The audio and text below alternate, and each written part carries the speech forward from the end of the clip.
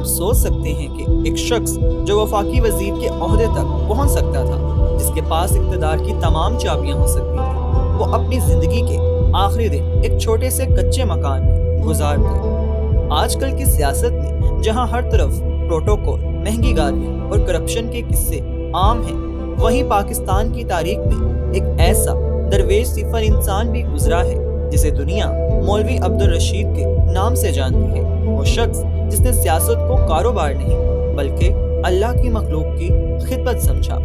आज की वीडियो में हम सियासत के इस गुमनाम हीरो की वो सच्ची कहानी सुनाएंगे जो शायद आपने पहले कभी नहीं सुनी होगी। मौलवी अब्दुल रशीद की कहानी किसी मोहल्लात से शुरू नहीं होती। वो एक इंतहाई गरीब लेकिन बाइज्जत घराने में पैदा हुए। बचपन ही से इनके दिल में दूसरों के लिए तरफ थी।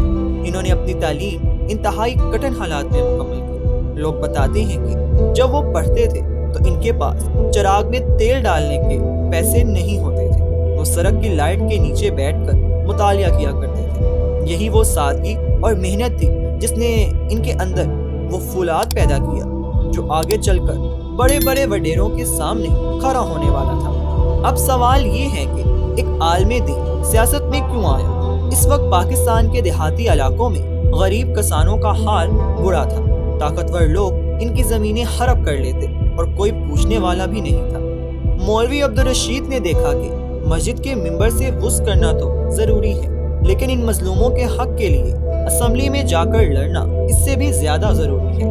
इन्होंने इलेक्शन लड़ने का फैसला किया, मगर इनके पास ना तो इलेक्शन मुहिम के लिए पैसे थे और ना ही बड़ी गाड़ियां। वो साइकिल पर सवार होकर घर घर जाते और लोगों से कहते, मुझे वोट ना दो, बस मेरा साथ दो ताकि मैं तुम्हारी हक की जंग लड़ सकूं। एक बार का जिक्र है, वो एक बड़े ओहदे पर थे। इनके पास सरकारी फंड्स की फाइलें दस्तखत के लिए आई। अगर वो चाहते तो एक दस्तखत से अपनी नस्लें संवार सकते थे, लेकिन इन्होंने क्या किया? इन्होंने वो फाइलें वापस कर दी और कहा कि ये पैसा आवाम की अमानत है, मेरे बच्चों का रिस्क नहीं। एक बार इनकी अपनी छत टपक रही थी। इनके दोस्तों ने कहा कि आप सरकारी खर्चे पर मरम्मत करवा लें, मगर इन्होंने जवाब दिया, जब तक मेरे हलके के हर गरीब की छत पक्की नहीं हो जाती, मुझे अपनी छत ठीक करवाने का कोई हक नहीं। क्या आज के दौर में ऐसा कोई लीडर मिल सकता है? वक्त गुजरता गया, सियासत का रंग बदला और दौलत का खेल शुरू हो गया।